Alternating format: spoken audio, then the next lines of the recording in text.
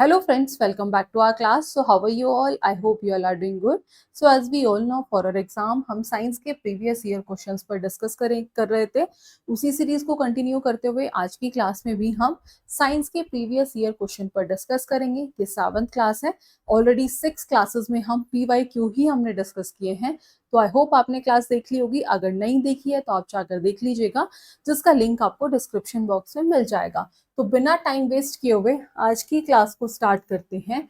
तो क्लास में इसका जो पहला क्वेश्चन है वो है आपका कि which of the following vitamin act as a hormone, की कौन सा विटामिन ऐसा है जो हार्मोन की तरह एक्ट करता है.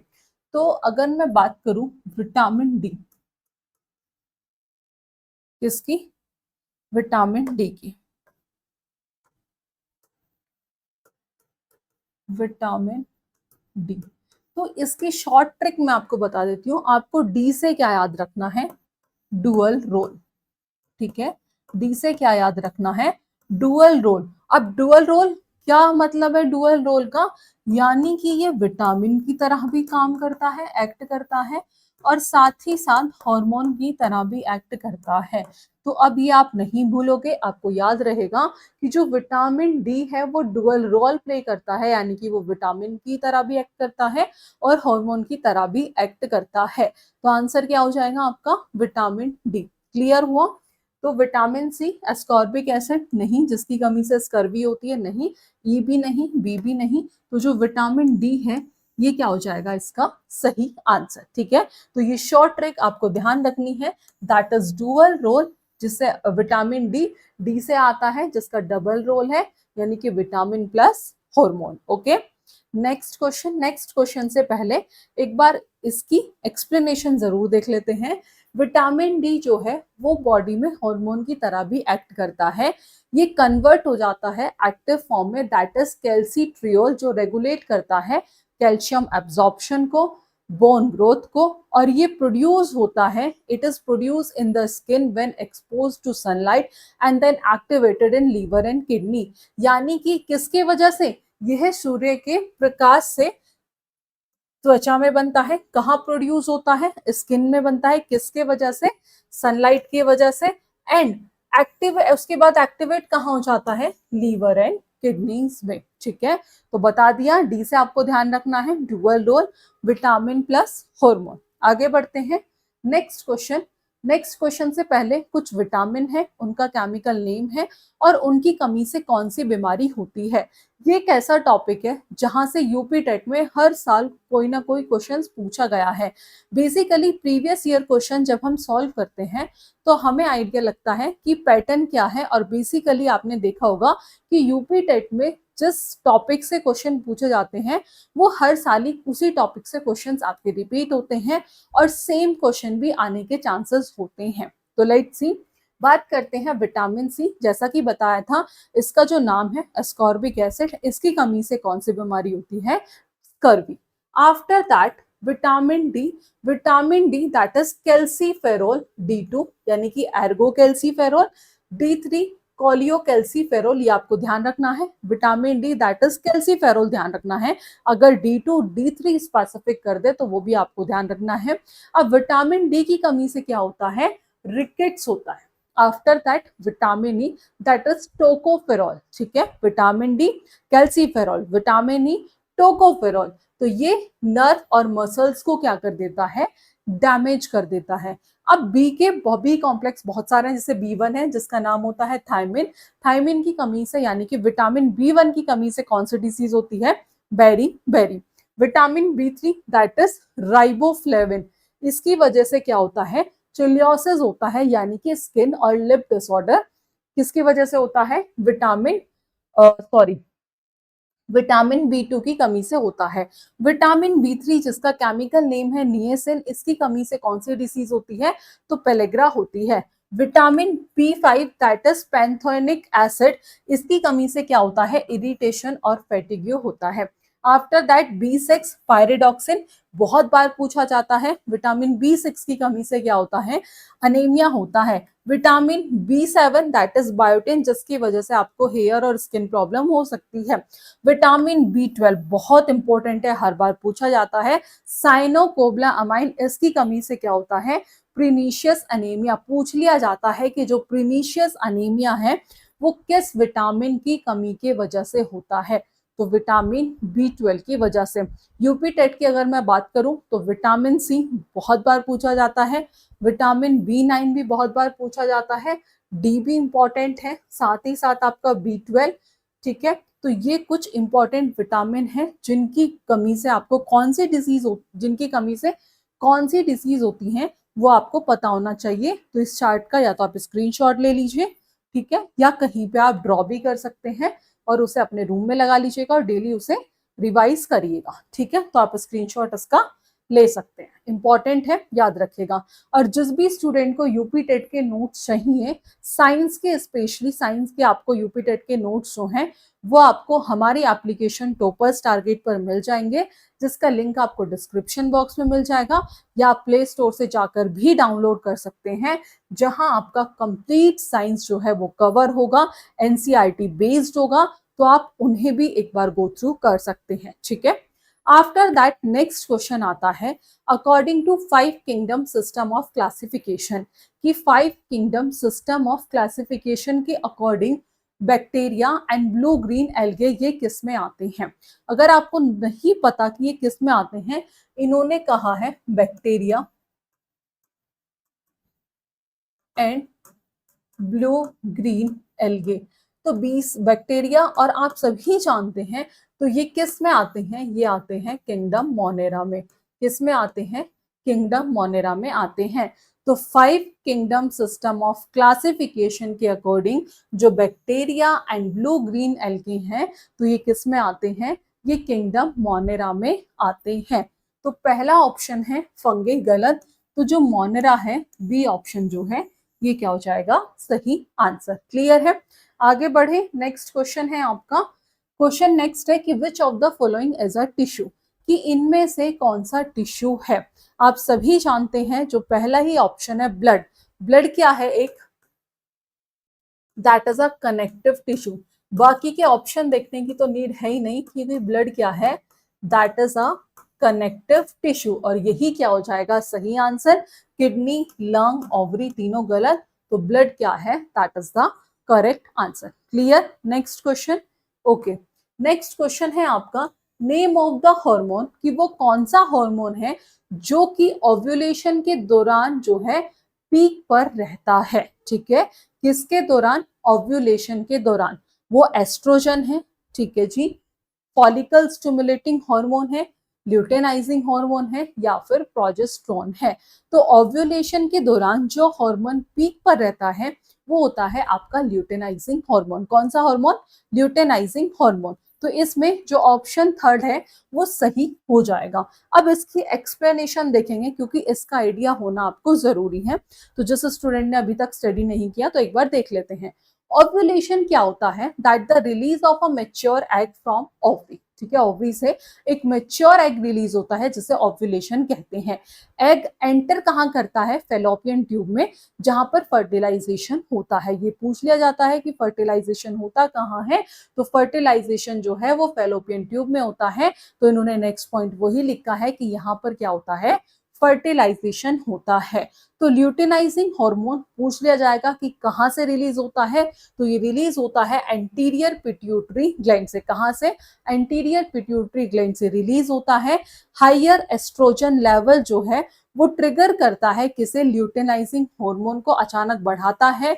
और ओव्यूलेशन जो है बेसिकली अराउंड 13 से 14 डे के अंदर होता है। तो ल्यूटेनाइजिंग जो है वो हाईएस्ट होता है, यानी कि ल्यूटेनाइजिंग हार्मोन जो है वो ओव्यूलेशन के समय जो है सबसे अधिक होता है। ठीक है, कि ओव्यूलेशन के टाइम पे जो ल्यूटेनाइजिंग हार्मोन है वो सबसे ज्यादा तेजी से होता है। ये ध्यान रखिएगा, कहाँ से रिलीज होता है, एंटीरियर पिट्यूटरी ग्लैंड से। आफ्टर दैट जो हाई एस्ट्रोजन लेवल है वो ल्यूटेनाइजिंग हार्मोन को क्या करता है, एस्ट्रोजन बढ़ने पर ल्यूटेनाइजिंग हार्मोन बढ़ता है। आफ्टर दैट ओव्यूलेशन लगभग 13 से 14वें दिन होता है। आफ्टर दैट ल्यूटेनाइजिंग हार्मोन जो है वो हाईएस्ट होता है ओव्यूलेशन टाइम पर, ठीक है। आफ्टर ओव्यूलेशन क्या होता है कि जो ल्यूटेनाइजिंग हार्मोन है एलएच है वो कॉर्पस ल्यूटियम बनाता है, फॉर्म करता है। आफ्टर दैट कॉर्पस ल्यूटियम जो है वो कौन सा हार्मोन सिक्रीट करते हैं, ध्यान रखिएगा, जो ल्यूटेनाइजिंग हार्मोन है वो कॉर्पस ल्यूटियम बनाता है और कॉर्पस ल्यूटियम जो है वो प्रोजेस्टेरोन सिक्रीट करते हैं। और प्रेगनेंसी में कौन सा हार्मोन सपोर्ट करता है, वो होता है प्रोजेस्टेरोन। तो ओव्यूलेशन के टाइम पे कौन सा हार्मोन होता है, that is luteinising hormone. Pregnancy को कौन सा हार्मोन सिक्रीट करता है, सपोर्ट करता है, सॉरी, दैट इज प्रोजेस्टेरोन।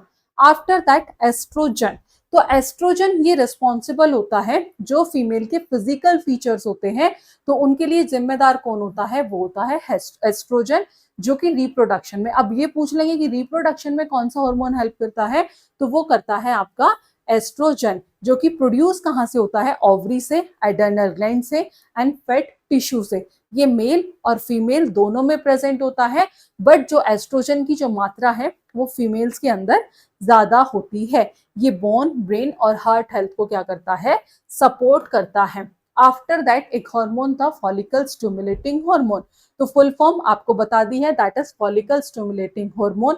ये रिलीज कहां से होता है, एंटीरियर पिट्यूटरी ग्लैंड से रिलीज होता है। ये ovarian follicle basically stimulate growth of ovarian follicle, यानी कि यह अंडाशय के फॉलिकल में क्या करता है, फॉलिकल्स की क्या करता है, वृद्धि करता है, यानी कि ओवेरियन फॉलिकल्स को स्टिमुलेट करता है उनकी ग्रोथ को। इंपॉर्टेंट होता है किसके लिए, प्यूबरिटी और रिप्रोडक्शन के लिए।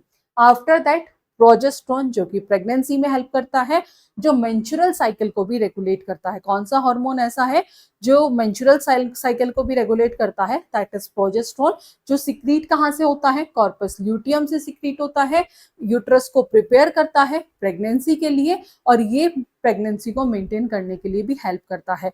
तो हमने एस्ट्रोजन, प्रोजेस्टेरोन, आफ्टर दैट आपका फॉलिकल स्टिमुलेटिंग हार्मोन और ल्यूटेनाइजिंग हार्मोन, चारों हार्मोन को डिस्कस कर लिया है, तो ये आप ध्यान रखिएगा। नेक्स्ट क्वेश्चन है आपका कि हिप्पोकैम्पस इज अ, कि हिप्पोकैम्पस क्या होता है।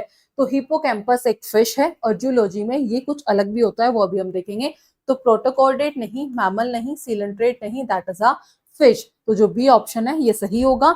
आगे बढ़ते हैं, लेट्स सी, तो हिप्पोकैम्पस क्या है, ये एक फिश है जो कौन सी क्लास से बिलोंग करता है, तो ओस्टियोथाइसिस से ये बिलोंग करता है, यानी कि बोनी फिशेस होती हैं। ऑल्सो पार्ट ऑफ एस्टिनोपिटेरार्गी, जिसे रे फिन फिशेस भी कहते हैं, ठीक है। आफ्टर दैट की इंपॉर्टेंट नोट है जो आपको पता होना चाहिए कि हिप्पोकैम्पस किसका पार्ट है, ब्रेन का पार्ट है, ठीक है। हिप्पोकैम्पस जो है basically is also a part of brain, brain का पार्ट है मैमल्स के अंदर, और जूलॉजी में it is refer to as sea horse, यानी कि समुद्री घोड़े या फिर मछली के लिए प्रयोग होता है। और बात करें, ठीक है, किसका पार्ट है, ब्रेन का, जो कि इन मैमल्स, ठीक है। तो अगर किसके रिस्पेक्ट में पूछ ले, मैमल्स के रिस्पेक्ट में, तो ये पार्ट किसका है, ब्रेन का है हिप्पोकैम्पस, और जूलॉजी के उसमें तो ये किसका पार्ट है, शीहोर्स, यानी कि ये क्या है, एक फिश है। आगे बढ़ते हैं, नेक्स्ट क्वेश्चन है the ore copper pyrite is concentrated by, तो कौन से मेथड के थ्रू, फ्रोथ फ्लोटेशन, फ्रोथ फ्लोटेशन, ठीक है। तो पहला है फ्रोथ फ्लोटेशन प्रोसेस, ये सही होगा। ग्रेविटेशनल गलत, नन ऑफ दीज गलत, मैग्नेटिक प्रोसेस गलत, ठीक है। तो हमने टीजीटी का एक केमिस्ट्री बैच है आपका, जिसमें केमिस्ट्री स्पेशल बैच है, वो हमने केमिस्ट्री पढ़ी थी। तो आप देख रहे होंगे जो क्वेश्चंस हैं आपके वो ठीक ठाक लेवल के यूपी टेट में आते हैं, केमिस्ट्री से भी अच्छे क्वेश्चंस बनते हैं। तो अगर आप चाहें तो उस बैच को भी गो थ्रू कर सकते हैं, जो कि आपको हमारी एप्लीकेशन पर ही मिल जाएगा। तो टीजीटी केमिस्ट्री स्पेशल बैच है, जो कि आपको फर्दर एग्जाम्स में भी हेल्प करेगा और आपके यूपी टेट के एग्जाम्स में भी हेल्प करेगा, ठीक है। आगे बढ़ते हैं, नेक्स्ट क्वेश्चन है कि number of 3 degree carbon in 2 methyl propane, कि टर्शरी कार्बन बताना है किसमें, 2 मिथाइल प्रोपेन में। तो 2 methyl that will B CH3। तो अब आप देख रहे होंगे कि जो सेंट्रल कार्बन है वो कितने मिथाइल ग्रुप से अटैच्ड है, वो 3 मिथाइल ग्रुप से अटैच्ड है। ठीक है, तो ये क्या हो गया, एक टर्शरी कार्बन। लेकिन जो बाकी के जो ग्रुप्स हैं वो सारे क्या हैं, प्राइमरी हैं। तो इसमें क्या हो जाएगा, जो टर्शरी कार्बन है वो कितने हैं, 2 मिथाइल प्रोपेन में, दैट इज 1। ठीक है, तो यहाँ पर सेंट्रल कार्बन जो है वो किससे कनेक्टेड है, वो 3 मिथाइल ग्रुप से कनेक्टेड है। तो ये क्या हुआ, so it is a tertiary carbon. ठीक है, तो ये क्या हो जाएगा, ये हो जाएगा आपका एक टर्शरी कार्बन, क्योंकि ये किससे अटैच्ड है, ये 3 मिथाइल ग्रुप से अटैच्ड है। क्लियर है, और जितने भी बाकी के अदर कार्बन हैं वो कैसे हैं, वो प्राइमरी हैं। ऑल अदर कार्बन, बाकी के जो जितने भी कार्बन हैं वो सब क्या हैं, वो सब प्राइमरी हैं। तो यहाँ पे जो टर्शरी है, सॉरी टर्शरी कितने हैं, दैट विल बी 1। तो जो डी ऑप्शन है ये क्या हो जाएगा, सही आंसर। आगे बढ़ते हैं, नेक्स्ट क्वेश्चन है, आपको इस कंपाउंड का आईयूपैक नेम बताना है। ठीक है, जो क्वेश्चन आपको होमवर्क में दिए जाते हैं प्लीज आप उन्हें सॉल्व करके उनका आंसर कमेंट बॉक्स में जरूर बताइएगा। तो ये भी क्वेश्चन आपका होमवर्क में है, आपको बताना है कि इस कंपाउंड का आईयूपैक नेम जो है वो क्या होगा। ठीक है, आगे बढ़ते हैं, नेक्स्ट क्वेश्चन है, the bond energy for catenation next to carbon is, कि जो बॉन्ड एनर्जी होती है किसके लिए, फॉर कैटिनेशन, वो कार्बन के बाद किसकी होती है। तो सबसे पहले कार्बन, देन सिलिकॉन। ठीक है, कार्बन के बाद किसकी होती है, वो होती है कार्बन कैटिनेशन टेंडेंसी सिलिकॉन की, आफ्टर दैट जर्मेनियम की। तो इसमें सल्फर नहीं, सिलिकॉन जो है, जो बी ऑप्शन है, ये क्या हो जाएगा आपका सही आंसर। ठीक है, लेट्स सी, इसे हम देखेंगे। कैटिनेशन आप सभी जानते हैं कि कार्बन के पास एक स्पेशल प्रॉपर्टी होती है जिसे हम कैटिनेशन कहते हैं, यानी कि self linking of atom by covalent bond, कि एक ही तत्व में परमाणुओं का आपस में जुड़ना, एक लॉन्ग चेन फॉर्म करना, किसके थ्रू, कोवेलेंट बॉन्ड के थ्रू। ये क्या फॉर्म करता है, चेन्स और रिंग्स का फॉर्मेशन करता है। कार्बन के पास स्पेशल प्रॉपर्टी है, यानी कि जो कार्बन है वो मैक्सिमम कैटिनेशन शो करता है, लॉन्ग चेन्स फॉर्म करता है, जैसे कि hydrocarbon and benzene. Smaller atom, जितना एटम छोटा होगा उतना ही कैटिनेशन स्ट्रॉन्गर होगा। तो जो ग्रुप 14 एलिमेंट है, ये भी पूछ लिया जाएगा कि कौन से ग्रुप के एलिमेंट जो है कैटिनेशन शो करते हैं, तो वो है ग्रुप 14, जैसे कि कार्बन, उसके बाद होता है सिलिकॉन, उसके बाद होता है जर्मेनियम, और जर्मेनियम इक्वल दैट इज 10। तो ये जो है ये आपको ध्यान रखना है। ठीक है, यही ऑर्डर आपको ध्यान होना चाहिए। क्लियर है इतनी बात, आगे बढ़े। ठीक है, रीजन क्या है, बेसिकली जो रीजन है वो किस पर डिपेंड करता है, इसका बॉन्ड एनर्जी पर। जितनी ज्यादा बॉन्ड एनर्जी होगी उतना ही ज्यादा कैटिनेशन होगा। तो carbon has strongest carbon carbon bond. ठीक है, तो डाउन द ग्रुप कैटिनेशन जो है वो डिक्रीज होता है, और बॉन्ड लेंथ जो है डाउन द ग्रुप जो है वो इंक्रीज होती है। तो जितनी ज्यादा बॉन्ड एनर्जी, बॉन्ड उतना ज्यादा स्ट्रॉन्ग, उतना ही ज्यादा कैटिनेशन। ठीक है, आफ्टर दैट नेक्स्ट क्वेश्चन है कि nx mole of a substance x was dissolved in ny mole of a substance y। ठीक है, तो nx मोल पदार्थ x को ny मोल पदार्थ y में घोला गया। तो ये कुछ ऑप्शन है, इनमें आपको करेक्ट स्टेटमेंट बतानी है। ठीक है, क्या बतानी है, इनमें आपको करेक्ट स्टेटमेंट बतानी है। ठीक है, तो पहले हम सॉल्यूट और सॉल्वेंट दोनों के लिए देख लेते हैं। तो सबसे पहले फॉर सॉल्यूट,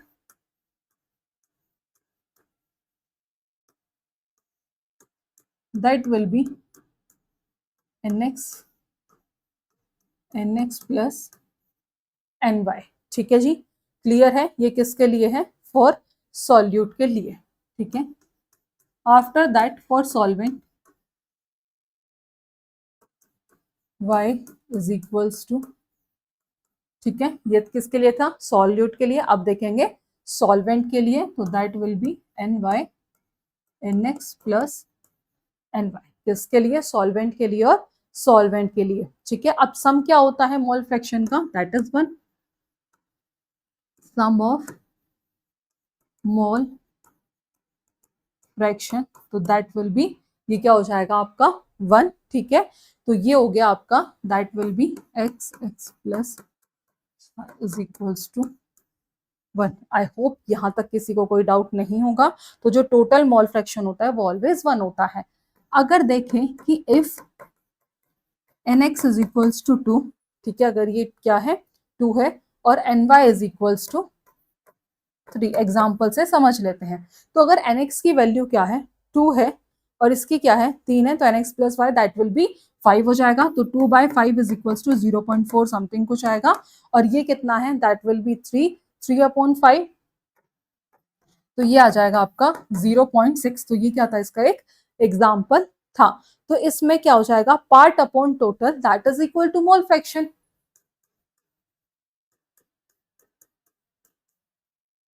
ये किसके इक्वल हो जाएगा, that will be mole fraction. ठीक है, यहां तक मेरे हिसाब से किसी को कोई कंफ्यूजन नहीं होगा। अगर है फिर भी तो आप कमेंट बॉक्स में पूछ सकते हैं। तो x is equals to nx upon nx plus ny। Let's see. तो पहला है the total mole fraction of a substance x and y remain 1। तो सही है। अभी आपको बताया मैंने कि जो मोल फ्रैक्शन होता है, जो सम होता है, वो क्या होता है 1 होता है। After that mole fraction of X, तो that will be number of moles of X and number of moles of solution. ये भी सही है। वाई के लिए होता है N Y N X plus N Y, ये भी सही है। लेकिन x के लिए दैट विल बी nx, ये ny नहीं होता है। और यही स्टेटमेंट क्या हो जाएगी हमारी गलत। ठीक है, तो इसमें ये क्या हो गई आपकी गलत। तो इसमें जो है denominator should be total mass. तो जो डिनोमिनेटर है वो क्या होना चाहिए, that is nx plus ny। लेकिन यहाँ क्या है ny, तो यही गलत हो गई। अब इसमें जो करेक्ट स्टेटमेंट है वो कौन कौन सी है, that will be a b and c। तो ओनली ये नहीं, ए बी नहीं, तो A B C is the correct answer. ठीक है, जो तीसरा ऑप्शन है ये क्या हो जाएगा, सही आंसर। नेक्स्ट क्वेश्चन है आपका कि which one of the following is not an electromagnetic wave, कि इनमें से कौन सी इलेक्ट्रोमैग्नेटिक वेव नहीं है। तो जो इलेक्ट्रोमैग्नेटिक वेव होती है उन्हें किसी मीडियम की रिक्वायरमेंट नहीं होती है। तो जैसे माइक्रोवेव हो गई, ठीक है, इंफ्रारेड हो गई और एक्सरे हो गई। तो माइक्रोवेव कैसी है, इलेक्ट्रोमैग्नेटिक वेव है आपकी। इंफ्रारेड कैसी है, इलेक्ट्रोमैग्नेटिक वेव है। एक्सरे कैसी है, ये भी इलेक्ट्रोमैग्नेटिक वेव है। लेकिन अल्ट्रासोनिक वेव्स कैसी है, ये साउंड वेव्स हैं, इन्हें मीडियम की रिक्वायरमेंट होती है। ठीक है, तो जो इलेक्ट्रोमैग्नेटिक वेव है वो वैक्यूम में ट्रैवल करती है और इन्हें मीडियम की रिक्वायरमेंट नहीं होती है। लेकिन जो अल्ट्रासोनिक, जो कि साउंड वेव है, इन्हें मीडियम की रिक्वायरमेंट होती है। तो जो बी ऑप्शन है ये क्या हो जाएगा आपका सही आंसर। आगे बढ़ते हैं। नेक्स्ट है the angle of dip at magnetic equator of earth is that is 0 degree. तो 45 नहीं, 90 नहीं, 180 नहीं, तो दैट विल बी 0 डिग्री। ठीक है, after that next question, decibel is आ। तो दैट इज आ, डेसिबल क्या है, बेसिकली यूनिट है किसकी, साउंड की। तो वेवलेंथ ऑफ नॉइस नहीं। तो जो डेसिबल है ये क्या है, दैट इज यूनिट जिससे हम साउंड इंटेंसिटी यानी कि लाउडनेस को क्या करते हैं, मेजर करते हैं। ये क्या है, किसकी यूनिट है, साउंड की। तो मेजर ऑफ साउंड लेवल। तो जो बी ऑप्शन है ये क्या हो जाएगा आपका सही आंसर। ठीक है, तो इसे हम साउंड इंटेंसिटी को मेजर करने के लिए is used to measure sound intensity, यानी कि लाउडनेस को मेजर करने के लिए हम किसका यूज करते हैं, डेसिबल का यूज करते हैं। तो measure of sound level that is the correct answer. आगे बढ़ते हैं। ठीक है, तो ये था आपका लास्ट क्वेश्चन। नेक्स्ट क्लास में इससे हम आगे ये क्वेश्चन डिस्कस करेंगे। तो आज की क्लास में इतना ही। अगर आपको साइंस के नोट्स चाहिए तो आप हमारी एप्लीकेशन पर जाकर गो थ्रू कर सकते हैं। ठीक है, जो कि इंपॉर्टेंट रहने वाले हैं आपके एग्जाम के लिए। तो आज की क्लास में इतना ही, मिलेंगे नेक्स्ट क्लास में नेक्स्ट टॉपिक के साथ। Thank you for watching this class.